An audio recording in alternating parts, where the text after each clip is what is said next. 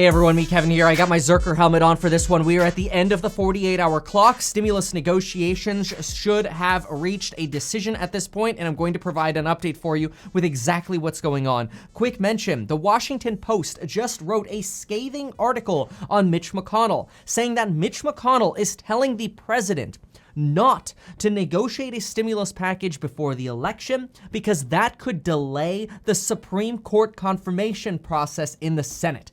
This is shocking to me. If this is true, in fairness, the Washington Post is left, Mitch McConnell is right. But if that's true, that's pretty rough. Mitch McConnell is holding up stimulus talks, or trying to make sure that Mitch McConnell gets the Supreme Court confirmation completed. I find that surprising that they can't handle both at the same time when people are waiting and suffering. It doesn't seem right to me. In the meantime, though, let's let CNBC and Mark Meadows give us a little bit of an update on what's actually happening with our 48-hour deadline. Where do the negotiations stand? With you.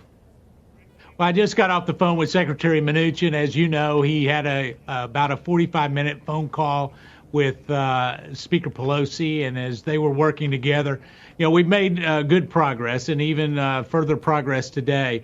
We're still have a number of open items that still remain as of today. What we've decided to do is actually work with some of the committees on both the Senate, House committees, the corresponding committees, whether it be on tax or appropriations or health and human services. And so as we get those committees together, they're going to look at some of the language.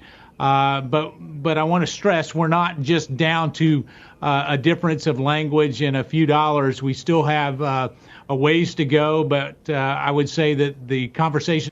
Quick note, that's actually a little bit of a backstep from what Mark Meadows here told us this morning. This morning he said that if it's just a matter of a number, we can solve that.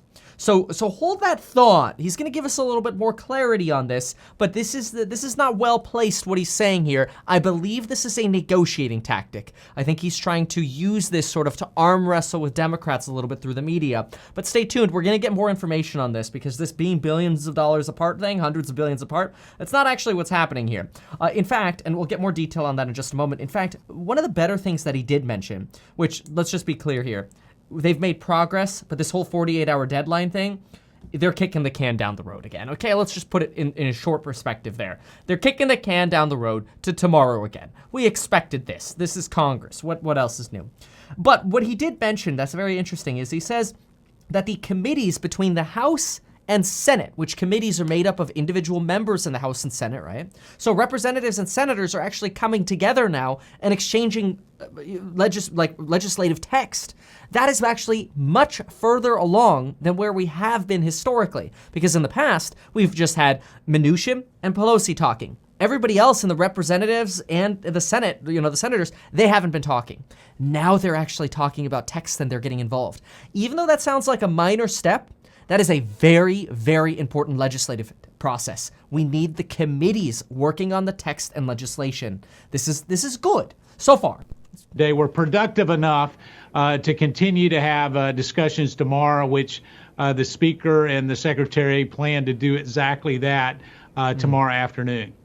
Okay, so there we have it. They're going to kick the can down the road again another 24 hours here. So the 48 hours was just blown past. It does look like we have some progress, but let's see what else we can find out here. Where are we on the total size of the package at this point, which has also been a big sticking point and moving target? It has been a big sticking point. As you know, the Secretary and I have actually increased the offer from the $1 trillion mark that we started with. It went to 1.3, then 1.5.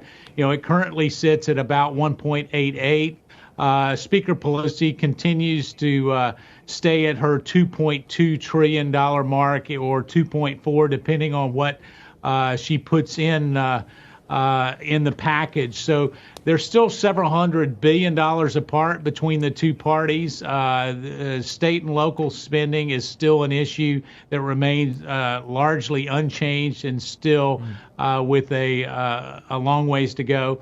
But that being said, what we're trying to do is take some of the policy differences that would be poison pills for Senate Republicans, work with our Senate colleagues, working with Leader McConnell and his team and his corresponding chairman of committees, to try to at least get the language in a place that even if we can work on the numbers. I spoke to the president a couple of times on this today. He's been very, very bullish on trying to make sure that if it's just a dollar amount that we're disagreeing on, that we perhaps increase the amount of money that we have for support for small businesses and PPP, that we provide some additional tax incentives for onshoring for manufacturing coming from abroad to the United States, or that we increase those direct payments to both adults and children that have really suffered under this pandemic slowdown. Okay, I'm going to pause here for a moment. A lot to unpackage here. So the first thing that he's saying is, so he starts off by saying, look, we're at 1.88 and Nancy Pelosi's at 2.2 to 2.4. So he's setting up the stage that, look, there's a big gulf here, right? But what he's actually doing is he's setting up that difference. But then he's saying, hey, instead of worrying about the number right now, what we're going to do is we're going to focus on the text. We're going to deal with the text in the committees, and we're going to deal with the poison pills. Poison pills, by the way, that Republicans will not go for are probably things like checks to people with ITIN numbers, aka undocumented workers, and $600 a week in unemployment. Those are probably poison pills that are not going to work. But in the meantime, they're going to work out the text on liability protections and vaccines and testing and treatments and a plan for COVID. Then Donald Trump, and this is what Mark Meadows told us this morning, Donald Trump is saying, look, if it's a few $100 billion, just get it done. That's why right now they're working on the text. Let's get the text done. We got the committees working on the text. So we've hit this 48-hour deadline, but now we're going to get everybody else on board and actually get this machine working. To me, even though I'm pissed we didn't hear like a verbal, we got a deal, this is not bad. Because everything he's saying is relatively positive. Now, in fairness, he was also the guy who was jumping up and down about the Problem Solvers Caucus bill. So we got to take all this crap with a grain of salt, right? But this is better than bad. It's not talks are off, right? Let's see what else we got. So right now it's twofold. So it's not just the money, but we're still several $100 billion apart in terms of reaching a deal. So I would think that those discussions hopefully will make progress again tomorrow and perhaps the following day. And everybody is working real hard to try to make sure that we can get some kind of an agreement before the weekend, at least so that we can help set the agenda for the following couple of weeks legislatively for both Senate and House. Mark, you mentioned there Senate Republicans, and you also mentioned prior to that the progress between Speaker Pelosi and Secretary Mnuchin. Are Senate Republicans now the biggest hurdle to getting a deal over the line before the election? No, it's a great question. Actually, I think the biggest hurdle of getting a deal still remains Speaker Pelosi. If I were to characterize it in one way, we've continued to offer a number of different options, a number of different compromises, whether it's a small bill that we would add to as Leader McConnell and the Senate Republicans are working on, or whether it's actually increasing the offer from the Republican side coming from the White House. We've done that, but I can say that the Speaker largely has remained unchanged, even though the number came down from her original HEROES Act. I don't know that there were a whole lot of compromises that were made as much as she changed timelines to just lower the total amount of money. And so the biggest stumbling block remains Speaker Pelosi. And this is not uncommon, right? Nancy Pelosi is going to tell you the biggest stumbling block is Mark Meadows and Mnuchin and Trump, and Meadows is going to say this. They almost have to say this. We can't really get anything out of this. Instead, let's get a late update from Kayla Tausche here. She's standing in her backyard. She's been reporting from her backyard the entire summer, which I'm like jealous of. That's so freaking awesome. All right, let's see it. Here we go. Well, Shep, at this stage of the game, late stage in the game, it's less about the people getting the relief and more about the political calculus for those negotiating it. And there are a couple scenarios that are emerging. In one, the White House could raise its offer to or beyond the $2.2 trillion package that Speaker Pelosi has put forward. President Trump has suggested he's willing to do that, and he could also agree to more of her deal text. That would get Democrats on board, and soon. But there would be significant GOP defections if they were to do that. But if Pelosi and the Senate Democratic leader Chuck Schumer got all of their members to back the package, only 13 Republicans would be needed. There are 11 Senate Republicans that are currently in re-election races that are either toss-ups or just lean Republican. They might have incentive to back a package. While the GOP vote counter, Senator John Thune said getting to 60 would be difficult. For the first time today, Senate Majority Leader Mitch McConnell said he'd be willing to give it a shot.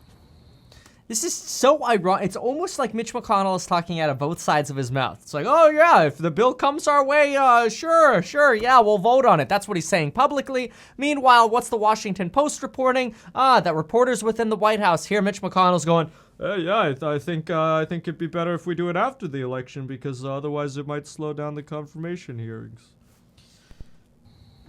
If such a deal were to clear the House, obviously with a presidential signature promised, we would put it on the floor of the Senate and let the Senate consider it.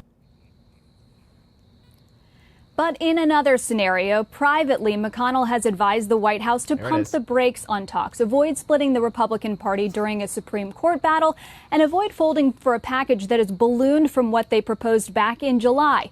And several senior GOP officials tell me if they were to back a multi-trillion-dollar package, it would have been better to do that in August or September. Let the money be deposited into Americans' accounts and let the political goodwill accrue before millions of voters have already headed to the polls. Shep? Wow. Golly. The politics of this is just garbage, honestly.